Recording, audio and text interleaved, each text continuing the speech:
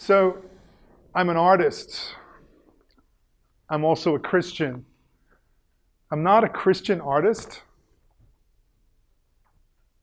but I've always tried to live these two things together. It's different in the church as it is out of the church. And so this morning's session is more about what it is to live out your faith outside of the church. And later on in the week, we'll talk about our interface with the church, which I'll just prime the pump, as they say, by saying that as a professional artist, I've never really had a place in the church. And almost every other professional artist I know would say exactly the same thing. There's something wrong with that, but it's pretty much the case. So we'll address that later in the week. But this morning we'll talk about what it is to live out one's faith in the public square, in the world. Before we actually get into the nuts and bolts of this, of living out one's faith, I'd like to talk a little bit about the tension that there is in being a Christian and being an artist, at least the way I found it. And as I was thinking and praying about this morning, God reminded me that He gave me a gift when I came to Christ in my late teens. And that was a gift of honesty. Honesty in my relationship with God. I hope you have this gift too, but I've come to realize that a lot of people spend a significant amount of their spiritual life trying to come to this point where they're not lying to God anymore, where they're not trying to hide something from God. But this was a gift that God gave to me immediately. Somehow I just intuited and I knew that there was no point in hiding, that God saw me through and through, knew my thoughts, my intentions, everything about me. So no sense trying to hide that. Made for a lot of misery, honestly, because if you're really honest with God, you pretty much walk around in a perpetual sinful state and asking for forgiveness and relying upon His grace. So what that looked like as an artist early on for me was this tension between my ambition as an artist and my desire to live my life for Christ. So if you camp out very long in the book of James, this is a wonderful place to be miserable, I think. Because James, very early on in the very first chapter, talks about selfish ambition as a problem. You think about what the translations are. I forget exactly what verse it is, but right in that first chapter of James, he talks about selfish ambition. And so my question immediately was, what does unselfish ambition look like? Is there such a thing as unselfish ambition? Because in my heart, I was feeling ambition as a musician, as a conductor. I mean, as a musician, you're at least a classical musician, you're trained from this age all the way up to compete and to win and to do the best in your craft and so on and so forth. And so when you get to the heart level, standing before God with that, it can get a little bit uncomfortable, because you realize that my identity as a human being, is tied up in my art and my ability to win and compete and be the best that I can be. But at the same time, how does that then interface with my humility before God, my relationship to Jesus? So what I found early on in my Christian walk was this sort of dance of coming to points where I would lay my gift on the altar and say, God, take my gift. Use it for whatever your purpose you have.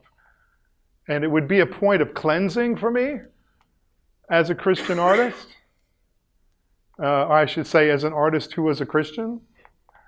But then what would happen would be I would go back and take that gift and go run away with it again.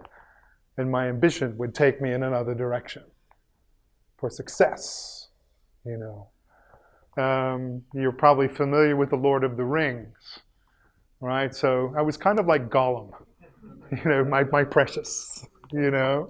This is my gift, right? Of course, I knew that God gave me the gift. I knew it wasn't mine to keep and do with as I pleased. But at the same time, my ambition was something that was always at attention. As I have, by the grace of God, matured in my faith, what I've come to realize is that there's no solution to this problem. That the blessing is actually in the tension. That God resides in the tension, in relationship with this. You know, as an evangelical Christian, I don't know if you experience this, but my men's group that I meet with every Thursday morning, way too early for any artist to ever get up. But they're pastors, most of them, so they're used to coffee at 6 o'clock in the morning. How ridiculous is that?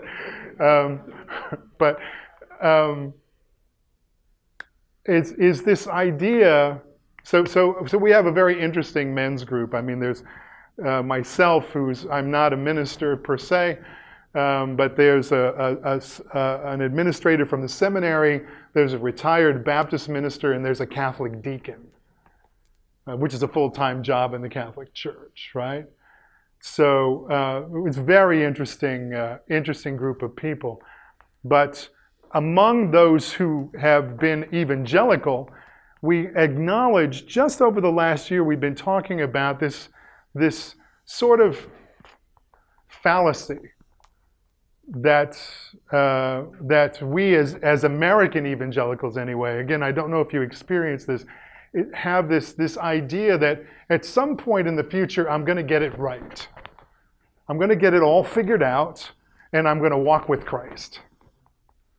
And it's going to be, you know, that from that point on everything's going to be good. Again, yet another recipe for misery and disaster. A lifetime of it. Because that doesn't exist. Read Paul's letters. Read Romans chapter 7. You know, the gift is actually in the tension. The gift is actually living by the grace of God and recognizing that I'm not perfect, I'm not going to get it right, you know, that I always have to come back and lay my gift on the altar on a daily basis. That's really the only way to live. I'm not going to get it right. All right? So I'm sorry to disappoint you if there were those out there that think that that's going to happen, right? I'm sorry. The other thing is that we tend to look at when we receive praise for something as an isolated incident, like right in this moment. But there's another aspect to our whole work of art and our walk as an artist in the public square. I'm going to illustrate this by telling you a bit about my own story. So as a conductor, I was very fortunate. I got into the best conducting program, and then I was able to do an apprenticeship with the Philadelphia Orchestra with a very wonderful conductor named Riccardo Muti. Then I actually went and lived in the God's country of Romania for 2 years from 88 to 90 during the revolution and everything, but that's where I got my start conducting. Did my very first professional engagement in Sibiu in beautiful Transylvania. Still have a wonderful relationship with Romania. But I came back and I won a position as an assistant conductor for the New York Philharmonic, where I was there for 15 years. And then, and during that time, I was offered positions as the head conductor, we call it music director, of orchestras in America. But I was looking for somewhere where I could really make a difference, really have an impact. I wasn't just interested in conducting concerts. course, I love to conduct concerts. But as a music director, as the chief conductor, you have an opportunity to build something significant. So that's what I was looking for. And the crazy thing is that I found it in South Dakota. So that's right in the middle of America. And I was absolutely amazed the first time I went there at what was already there. An orchestra that was very good, a brand new concert hall that was fantastic acoustic. And why is this in the middle of the country, in the middle of nowhere? Well, I think that there's one real reason, and it's Norwegian Lutherans. So the upper Midwest part of the United States was settled by Scandinavians.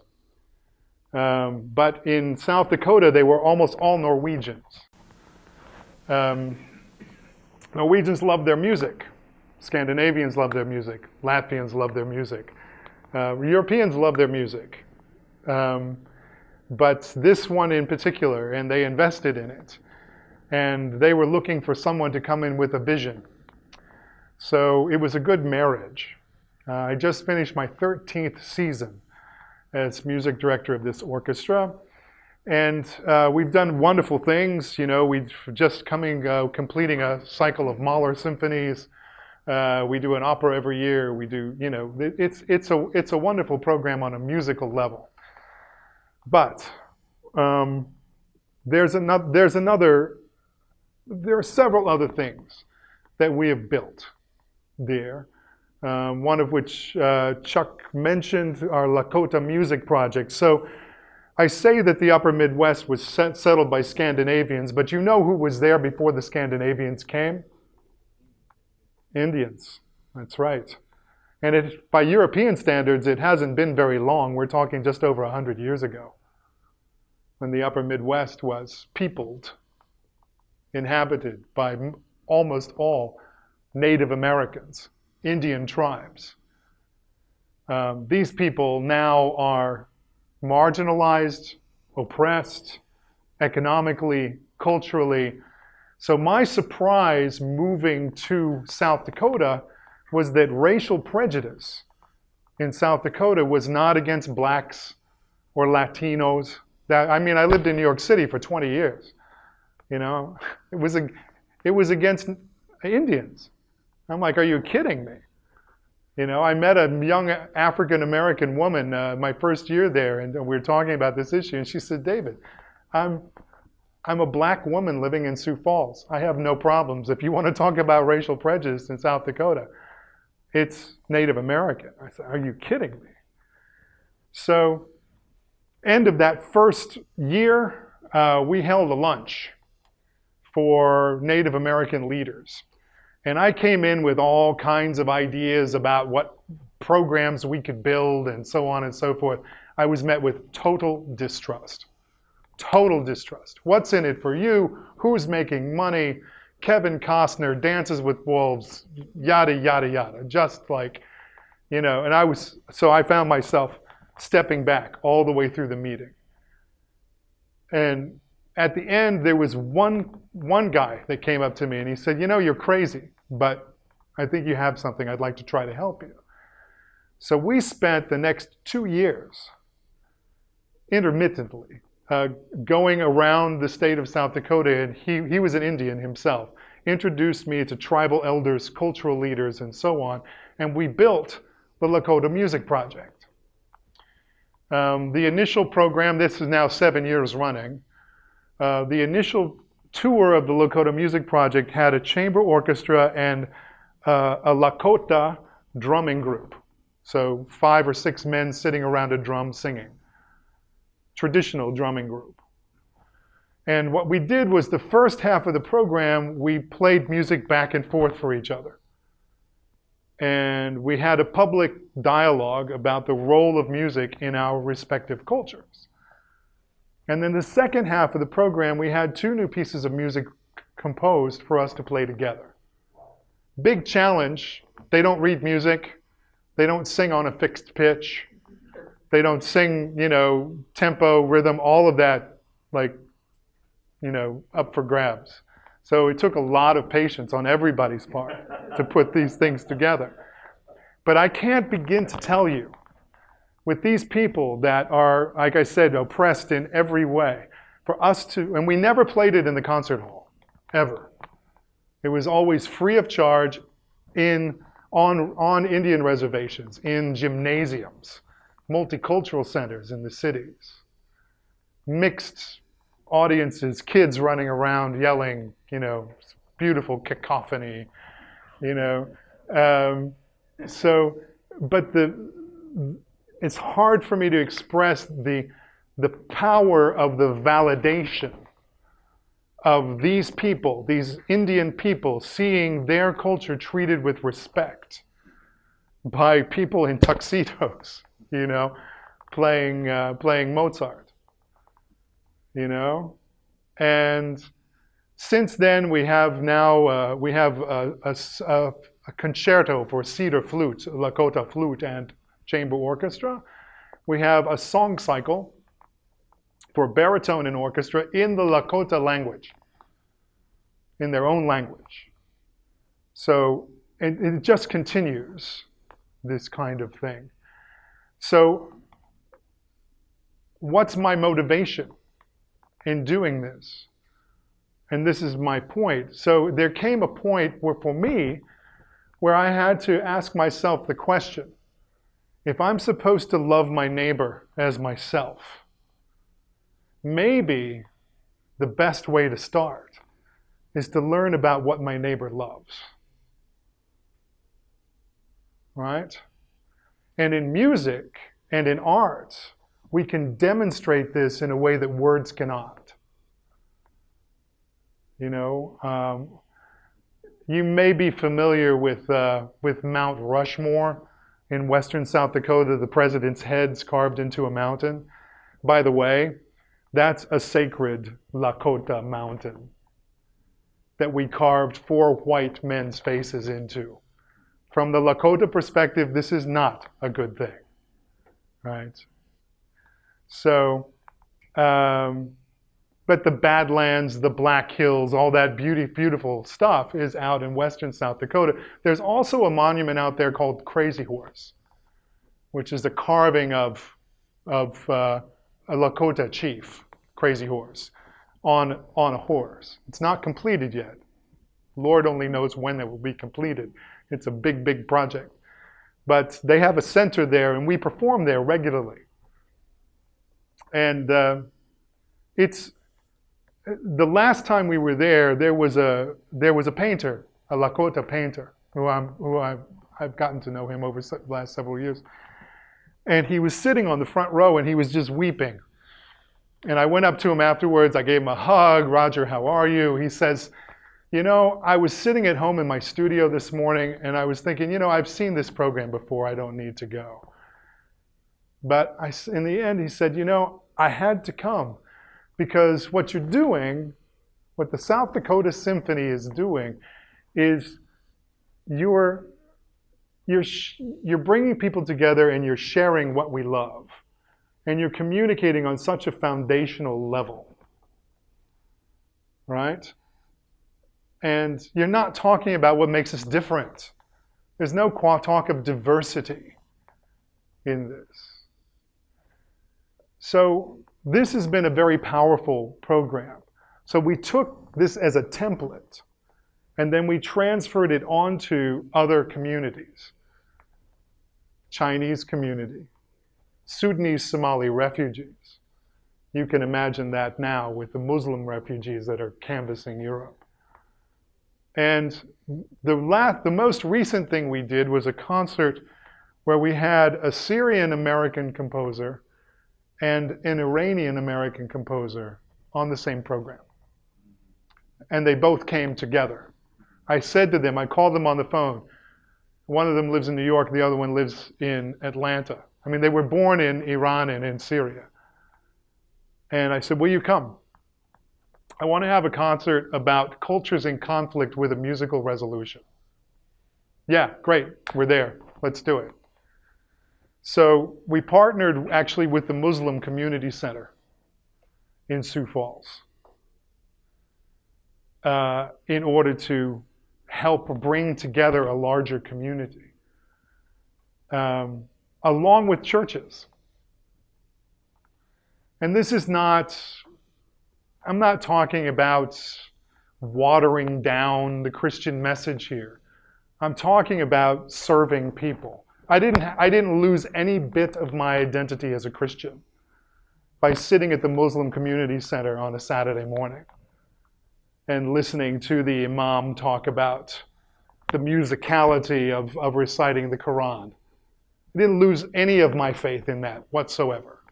As a matter of fact, I was able to share my faith in the midst of it. And with these two composers who were also Muslim. But also what happened in the midst of that concert was a connection, a human connection, that would not have been possible with words. So Malik Jandali was the Syrian composer, and he came up on stage and talked about the piece that we were about to play. It was a world premiere. It's called Phoenix in Exile. The Phoenix is Syria in exile, right? And he talked, so what Malik does is he goes to refugee camps and he collects folk songs. And then he creates pieces of music with those folk songs. He's a pianist, but he also orchestrates some of them. So we were playing this orchestra piece. And he described the inspiration for the piece. He was in a hospital, in a refugee camp, and there was a 5-year-old boy who was about to die, laying right next to him. And he looked, right before he died, this little boy looked at the doctor and he said, "I'm going to tell God everything." And then he died. Okay, so that's very powerful. And you say, okay, but he was a Muslim. You know what? It's a very human thing. And because I'm a Christian, because I know that Jesus conquered death, it's much more powerful for me. But the bigger message is that you have to love your neighbor. What was the illustration that Jesus used when he said that? It was a Samaritan. You remember the Samaritan woman sitting at the well that Jesus met in John chapter 4? He basically said to her, "You don't even know what you believe. You don't know what you're worshiping." Right? It was a different religion. Right? It wasn't just Baptists and Pentecostals, living next to each other. It was a very different thing. And these were despised and rejected people. Refugees of a kind. Right? But the connection, you have to love your neighbor as yourself. But what's the new command that Jesus gave in John chapter 13? The night before he died, he said, "Behold, I give you a new command, that you love one another as I have loved you. For no greater love has anyone than this, that they lay down their life for their friends." This is so important. It is so powerful that you as an artist have the opportunity to share your faith by serving people, by creating relationship with people. And you don't have to lose your Christian identity one bit. You have to be strong. You have to listen to the teaching from Acts that we just heard an hour ago. You've got to know who you are as a Christian. Because you could get pulled in every kind of direction as you can in any way in our culture today. But if you have that foundation, you have a freedom to step into the public square as a Christian and an artist and live your faith out. Not just talk about it. And then, over the long haul, as people see your art, they begin to recognize a pattern of Christ in your art. Not so much about that moment when they say, "Oh, wow, wasn't that a great performance?" It's more about, I've been here now, personally as a Christian artist, I've been in South Dakota for 13 years. And these people have seen all of these programs. Lakota Music Project, Sudanese Somali refugees, so on and so forth. And the way that God has brought together my own passions for my art, classical music, but also world music. I've always had a passion for this. If I'm driving somewhere along, I'm more likely to be listening to flamenco or Javanese gamelan than I am Mozart.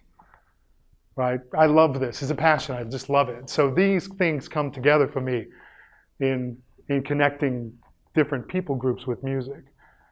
But at this moment, it's a very valuable thing because our world is moving. We're changing, we're coming together. So we can make music together, we can make art together, we can make art for each other, we can communicate. So I have a friend, he's the president of the League of American Orchestras. And so that's an umbrella organization that serves all American orchestras. So when I'm back in New York, a couple times a year, I will have lunch with Jesse. Jesse Rosen is the man's name. I'm going to see him in about 2 weeks at our conference. Jesse loves this program, this Lakota Music Project, but he's always challenging me. It's like, David, how do you measure it? How do you know you're having an impact? I'm like, Jesse, we're an orchestra. What can I do? No, you have to show the impact. It's like, seriously? What can you do as an orchestra? He said, I want you to think harder about how you can demonstrate the effectiveness of this program. So just recently, just a few months ago, we had a group come to us, not artists. I forget the name of the group. It actually might have used the name Harmony, but again, not a musical group. And their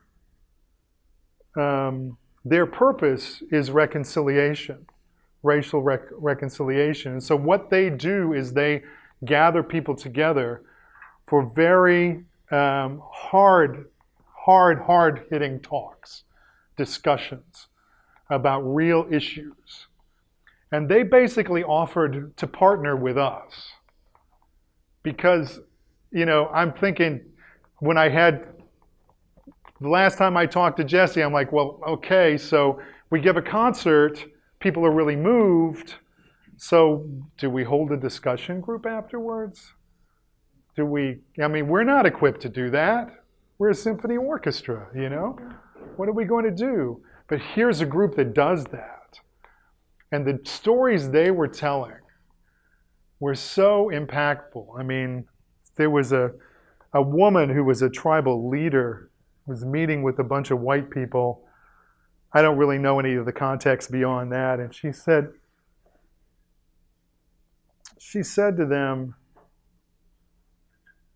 you're on my land. You're living in my home. Has anyone ever welcomed you here? Think about that. We European invaders took everything away from them without asking. And she said, let me be the first one to say, welcome to my home. This was just recently.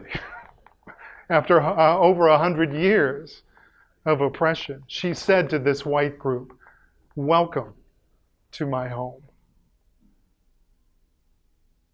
And then the discussion was, how do we become neighbors? And then beyond that, how do we become family? So how beautiful is that? Yeah. So now, all of a sudden, we have a possibility, by partnering with this group, of taking it further, and it not just being a metaphor for, these performances, a metaphor for racial reconciliation, that we can actually put some flesh on it. Again, as a Christian, what does that have to do with evangelism? You have to ask yourself that question, right? But I think that the first thing is to heal, right? Jesus didn't ask for a confession of faith before he healed someone. He healed them first. He fed them first, and he said, clothe the naked, visit those in prison, like do the work, actually love your neighbor, not with just the idea of can I slip them the gospel and convert them. Actually love your neighbor. That's much more difficult, no? These are not people that you necessarily want to love. They're so different, these Syrians that are pouring all over Europe now, right? Changing our culture and so on. The week before we gave that Syrian-Iranian concert, the Seattle Symphony gave a concert. So our Syrian-Iranian concert came within the month where the Trump administration announced a travel ban. The travel ban for these 7 countries. And so what the Seattle Symphony did the weekend before was to put on a concert with 7 pieces of music, one by a composer from each of the 7 banned countries. Now Seattle, it doesn't get much bluer than Seattle. It's a very, very, very liberal city, right? South Dakota is a red state, right? So that concert would not have gone over very well in South Dakota. You have to know the people to whom you're ministering. But my question is,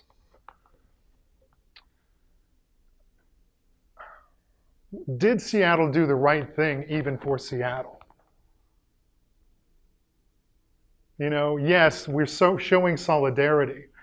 But what I see, and this is a bridge to the talks I'll give later in the week about the artist and the Christian artist, or the artist who is a Christian and the church. Like, we are so divided as a culture right now. We have to build bridges. We as artists have an opportunity to create connection between right and left. So my argument about the concert that we gave, not that we were in competition with Seattle, but that ours, regardless of where we were situated, was actually a more effective concert because it was not politicized. We actually had an internal staff meeting right when the travel ban came out. It's like, oh no, what's going to happen? The press is going to get a hold of this and it's going to be politicized. And I said to my staff, no, this is not about right or left. These people are our neighbors. We need to understand them. We're not talking about people coming in or out of the country. We're talking about people that are here now that are our neighbors. It's a very different thing. We have a responsibility towards that. It's not a right or left issue. And that's the way we presented it. And we even met with the main television station and talked about that, and they agreed not to politicize it. It was a beautiful thing. So I would say that right now in our culture, Europe, America, Australia, anybody who calls themselves Western, we have an opportunity. Because who's going to build this bridge? And why not the church? Why not the church? Because you know what? There are going to be bridges built anyway. And what's going to happen if the church doesn't do it is the people who are going to build the bridge in a secular way are going to take the credit. And they're going to leave the gospel out of it. And I'm not saying that we're competing on an ideological level. I'm saying we have truth. We have depth. We have God to share with these people. We can abdicate and let them have this sort of fake or halfway kind of reconciliation and everybody will feel really good about it. Or we can actually show the full story of the gospel as the church. And we can spearhead this. And I think that artists are right at the heart of it. Because I don't think politicians are going to get the job done. All right? Right? Thank you very much.